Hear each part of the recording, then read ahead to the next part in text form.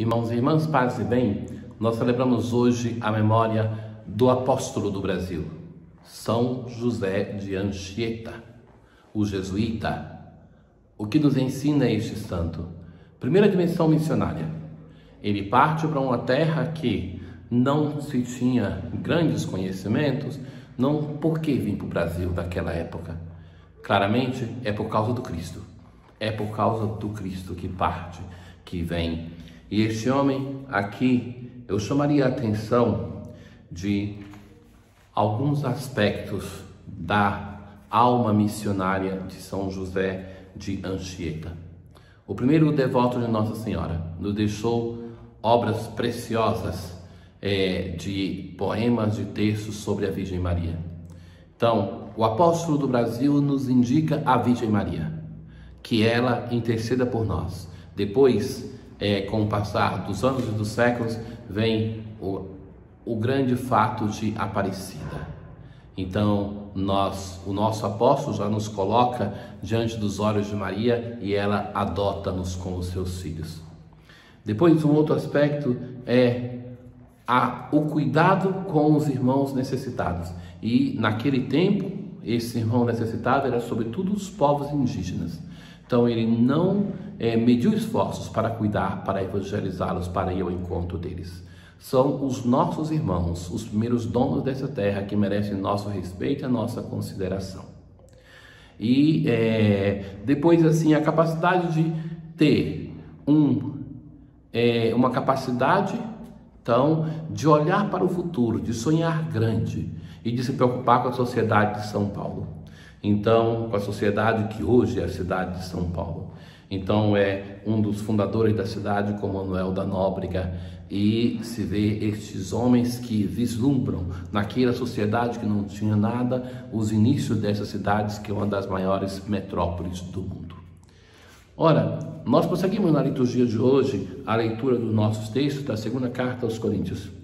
Então, o apóstolo vai começar assim: é por Cristo que temos tal confiança perante Deus, não porque sejamos capazes. Ele vai falar do seu ministério, que é o tema central. O motivo dessa divisão em duas cartas à comunidade de Coríntios é que, na verdade, o apóstolo não escreve duas cartas, são duas coleções de cartas, mas que essa aqui é, sobretudo, uma reflexão sobre o ministério. Então, que ele vai dizer que este dom, essa capacidade vem de Deus, não é mérito pessoal, aquela de ser missionário, de ser evangelizador. Então, que é dom do Espírito Santo, não uma aliança feita na pedra. Mas, depois ele vai comparar o seu ministério ao ministério de Moisés. E vai dizer assim, que por ocasião da aliança, o povo de Israel não podia olhar o rosto de Moisés, porque era cheio de luz. Então ele vai dizer, se aquela aliança que era passageira produzia isso, quanto mais a aliança nova, feita pelo Senhor, através do dom do seu Espírito, não é capaz de fazer conosco. Quanto mais glorioso não será o mistério do Espírito? Essa é a pergunta que faz o apóstolo. Ou seja, ele, diante desse mistério de Jesus, ele não tem nem resposta. Ele faz uma pergunta. Na verdade, a verdadeira relação com Deus, muitas vezes, não termina em conclusões, mas em perguntas. Quanto mais não pode fazer esse mistério de Deus? Quanto mais glorioso há de ser o ministério a serviço da justificação. Ele vai dizer que a antiga aliança era a serviço da condenação. Ou seja, indicava o que não podia se fazer. E quanto mais glorioso não é esse mistério da justificação da santidade. Muito mais glorioso será o que permanece, já que a antiga aliança é transitória. O apóstolo, ele, diante da certeza de que ele é ministro pela ação do poder de Deus, ele vai, na leitura de hoje, tributar o louvor a Deus que fez isso pela sua vida, pela sua existência. E vai reconhecer que tudo isso é mérito do Senhor. O que nós fazemos, o que nós somos, não é mérito nosso, mas é mérito da ação de Deus na nossa vida. No Evangelho de hoje, Jesus continua o seu sermão da montanha e introduz um tema que é o centro do discurso da montanha. Aquilo que para o povo de Israel era muito clara e para os primeiros cristãos era uma questão muito séria, tanto é que nós vamos ver diversos livros do Antigo Testamento vai se interessar sobre isso. Afinal, os cristãos deviam ou não obedecer à lei de Moisés? Esta era a questão fundamental.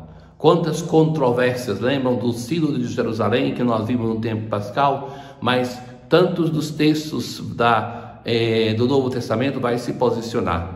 Não somente aqueles de origem apostólica, mas pensamos, por exemplo, no apóstolo Paulo, como vai se interessar por esse tema. Então, Jesus vai dizer assim, já introduzindo aquilo que vai ser a sua reflexão em toda esta parte do Sermão da Montanha, praticamente. Não penseis que vim abolir a lei e o profeta, e os profetas. Jesus resume a lei do Antigo Testamento em lei e em profetas. Não vim para abolir. Então Jesus, ele não, acusado que foi algumas vezes por isso, alguns textos do Evangelho vão se empenhar em mostrar que ele não veio para abolir, mas veio para levar à plenitude a vivência da lei mosaica. Então, continua o Senhor e vai dizer que veio levar a pleno cumprimento. Em verdade vos digo, antes que o céu e a terra deixem de existir, nenhuma só letra ou vírgula serão tiradas da lei. Então Jesus não veio para abolir, não veio para retirar nada, nem somente uma vírgula, não veio para retirar, mas veio para levar à plenitude. Ora, a parte final do Evangelho vai dizer assim, que é o menor no reino dos céus quem não vive e não ensina a viver esta lei. E é grande no reino dos céus quem vive e quem ensina. Na verdade, não canso de me explicar que é um pouco impreciso chamar aquela parte do Antigo Testamento, o dom de Deus para o seu povo, como lei. É uma tradução um pouco infeliz. A Torá, ela quer dizer flecha, uma flecha disparada que nos leva até o Senhor. Então, a flecha que o Senhor dá para o seu povo, uma flecha certeira, uma flecha que é capaz, como uma espada afiada, de penetrar vísceras e coração. Então, é a palavra de Deus que é capaz de penetrar o nosso íntimo. Então, não pensemos em lei, porque a infelicidade desse nome é que, quando chamamos de lei, nós pensamos em código civil, em código penal. Não é isso. Mas é a palavra de Deus que indica um caminho a seguir. O povo de Israel nunca viveu a relação com a lei mosaica como uma lei que impedia a felicidade. Somos nós, no tempo de hoje, que temos aversão a tudo aquilo que é lei, tudo aquilo que é autoridade, tudo aquilo que é um gesto de mandar, de comandar, ainda que seja feita por quem nos ama, Deus, que nos indica um caminho a seguir. Mas o fato de chamar mandamentos da lei de Deus, isso já por si nos causa uma aversão. E não explica, na verdade, não dá o pleno sentido. Pensa que na tradição bíblica, esses mandamentos são chamados de 10 palavras. As 10 palavras, porque a palavra é um modo de interagir com alguém. Então, quando nós temos um amigo de tantos anos, ou então, se nós pensarmos aquela pessoa que nós conhecemos, muitas vezes, a maioria das vezes, é a flexão da palavra, é o modo de se comunicar que faz com que nós estabeleçamos vínculos. Mas também palavra pode ser usada para romper relações, para não comunicar. De todo modo, as 10 palavras. Jesus o que vai fazer no Evangelho de Mateus, sobretudo, e por que no Evangelho de Mateus? Porque o Evangelho de Mateus é escrito para quem conhecia bem o Antigo Testamento. Para a comunidade de Jerusalém, a comunidade de Jerusalém que provinha deste povo que conhecia o Antigo Testamento. Então Jesus vai nos apresentar esta lei que não pode ser esquecida por nós, mas que o cristianismo, Jesus não veio para suavizá-la, mas é uma proposta muito mais radical. Radical não no sentido somente de ser exigente, mas por ser de raiz, por ser de fundamento. Por isso, lhes convido a dar atenção naquilo que vem a seguir, aonde o Senhor vai refletir de modo mais profundo sobre o Antigo Testamento. Um bom dia. O Senhor esteja convosco, Ele está no meio de nós. Abençoe-nos, Deus Todo-Poderoso, o Pai, o Filho e o Espírito Santo. Paz.